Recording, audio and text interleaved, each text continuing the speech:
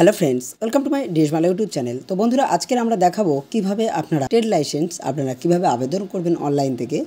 তো সেটা 3 বছরের জন্য আগে যেটা বছর ওয়াইজ ছিল যে এক বছরে একটা পঞ্চায়েত অফিসে গিয়ে আপনারা কাটতে পারতেন, কিন্তু বর্তমানে যে অনলাইন সিস্টেম হয়ে গেছে সেই অনলাইন সিস্টেমে কিভাবে আপনি আপনার মোবাইল থেকে কিংবা কম্পিউটার থেকে দোকানের ট্রেড লাইসেন্স কেটে নেবেন সে বিষয়ে আজকে দেখাবো। তো বন্ধুরা চ্যানেলে নতুন হলে চ্যানেলটিকে সাবস্ক্রাইব করে সঙ্গে থাকবেন এবং অল নোটিফিকেশনটি অন করে রাখুন পরবর্তী নতুন ভিডিও সবার আগে দেখার জন্য।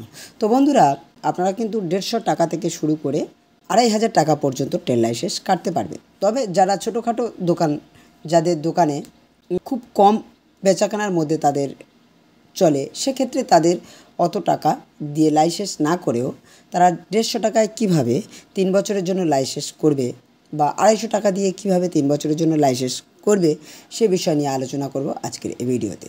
তো বন্ধুরা আপনারা জানেন শিল্পসাথী পোর্টাল থেকে ট্রেড লাইসেন্স করা হয়। তো শিল্পসাথী পোর্টাল থেকে কিভাবে আবেদন করবেন, জাস্ট আপনারা গুগলে চলে যাবেন, গিয়ে সেখানে শিল্পসাথী, তো শিল্পসাথী লিখে যখন সার্চ দিবেন সঙ্গে সঙ্গে এই ধরনের একটা ইন্টারফেস শো হবে, যেখানে welcome to Silpasathi state online single windows service. তো এই অপশান যে একদম প্রথমে যেটা আছে শিল্পসাথী.gov.in www.gov.in এই অফিসিয়াল ওয়েবসাইটে আপনি চলে আসেন। তো অফিসিয়াল ওয়েবসাইটে আসার পর আপনাদের অফিসিয়াল পেজটা ওপেন হয়ে যাবে এবং এখানে আপনারা দেখতে পাবেন অ্যাপ্লাই নাও যে অপশানটি আপনারা ঠিক ডান দিকের ওপরের দিকে দেখতে পাচ্ছেন অ্যাপ্লাই নাও, ঠিক এই অ্যাপ্লাই নাও অপশানটাতে আপনারা চলে যাবেন। তো অ্যাপ্লাই নাও অপশানে যখন চলে যাবেন অলরেডি আপনাদের এই ধরনের একটা ইন্টারফেস শো হবে।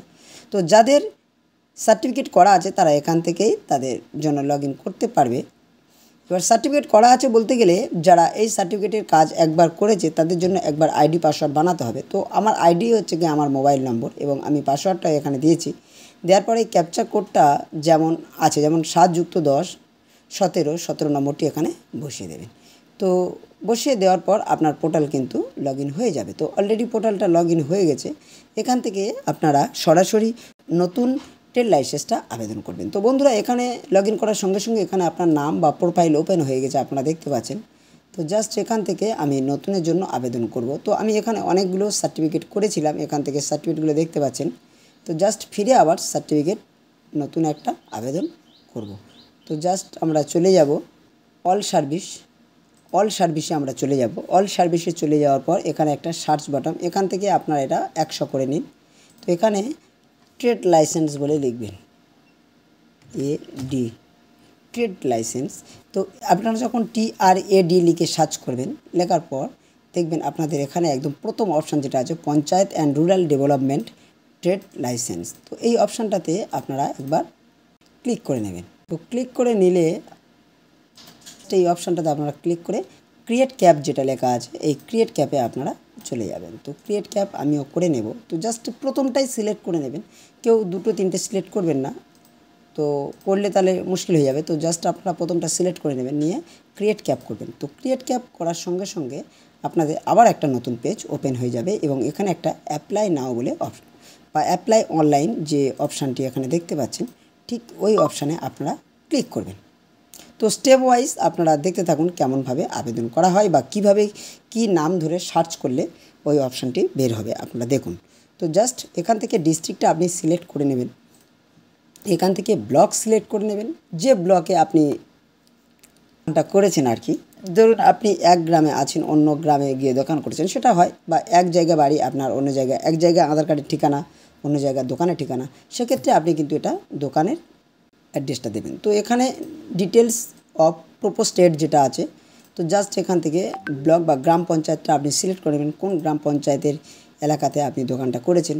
এবারে দোকানের নাম কি দেবেন, আপনি দোকানের নাম যা দিতে চান এখান থেকে দিতে পারেন। তো জাস্ট আমি একটা স্টেশনারি দোকান লাইসেন্স করব। তো জাস্ট কিভাবে করব দেখুন, এখানে সেই নামটা আমি বসিয়ে দেবো।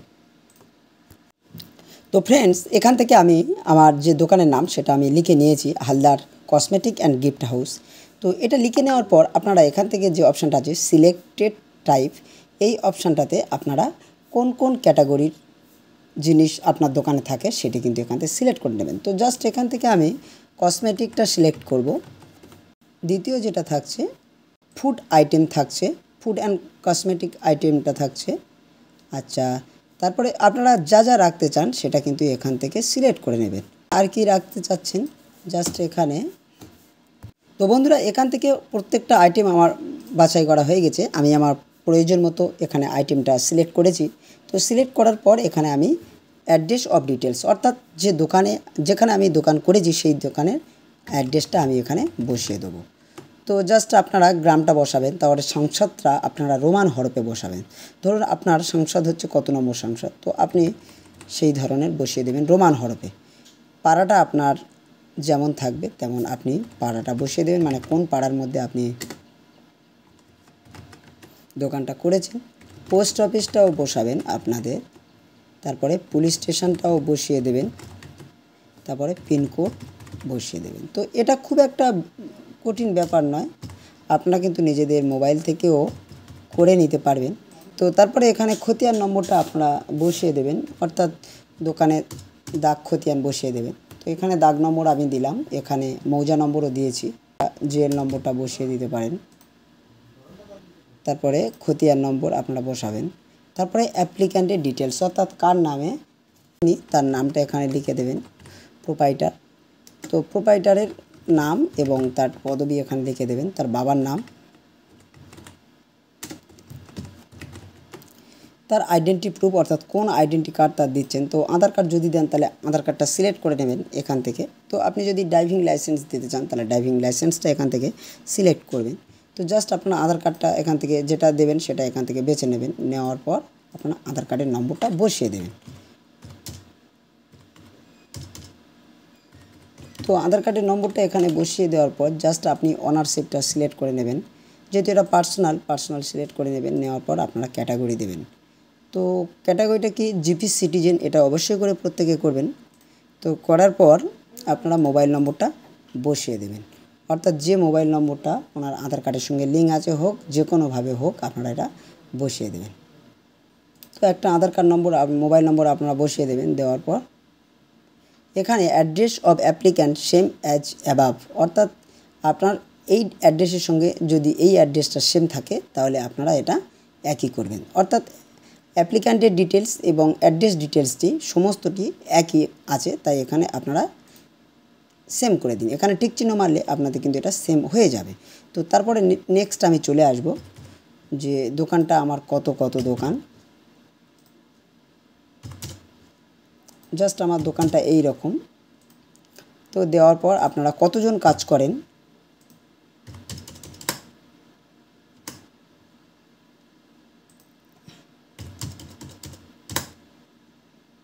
তো যত ইনভেস্ট করছেন তত ইনভেস্ট এখানে লিখবেন, আর কত টাকা আপনি তুলতে পেরেছেন সেটিও আপনি লিখে দেবেন। তো এটা আমি 5 লাখ টাকা ইনভেস্ট করেছি, আমার 2 লক্ষ টাকা উঠেছে। তো জাস্ট এটা আমি এই রকম দিয়ে দেবো। দেওয়ার পরে জাস্ট এই ক্যাটাগরি অফ ফ্রিজে আপনারা চলে আসবেন।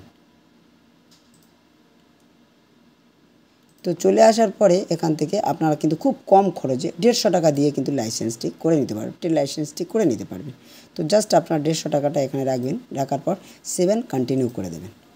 তো 7 কন্টিনিউ যখন করবেন অলরেডি আপনাদের নতুন একটা পেজ ওপেন হবে। এবং তো বন্ধুরা এখান থেকে আপনার ডকুমেন্টসটা সাবমিট করবেন। কোন কোন ডকুমেন্টস এখানে ধরুন দেওয়া আছে, আইডি প্রুফ আপলোড, যেটা হবে পিডিএফে হবে এবং যার কেবি হবে 16 কেবির মধ্যে, সেটা এখানে আপনারা আপলোড করে দেবেন। এবং একটা আছে ল্যান্ড রেকর্ড, অর্থাৎ যে জায়গার দাগ খতিয়ানটা আপনি দিলেন সেটাও ঠিক পিডিএফ ফরম্যাটে হবে এবং 16 কেবির মধ্যে হবে, সেটাও এখানে আপনারা আপলোড করবেন। করার পর 7 কন্টিনিউ করবেন। তো সেটা কিভাবে করবেন আমি স্টেপ ওয়াইজ দেখাবো, সঙ্গে থাকবেন। তো আমি জাস্ট প্রথমে স্ক্যান করে নিই, তারপরে আপনাদেরকে স্ক্যান করার পর দেখাবো।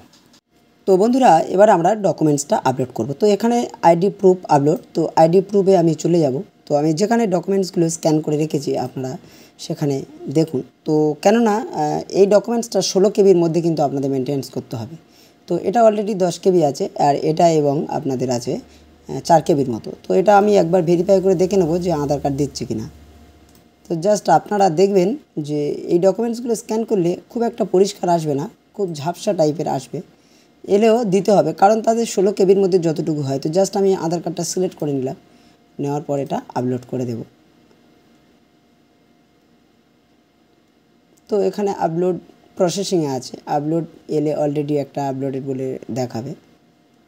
তো আপলোড হয়ে গেছে। তো আপনারা এখানে রিমুভ বলে অপশান দেখতে পাচ্ছেন। এবারে জাস্ট আমি এই ল্যান্ড রেকর্ডটা দিয়ে দেবো।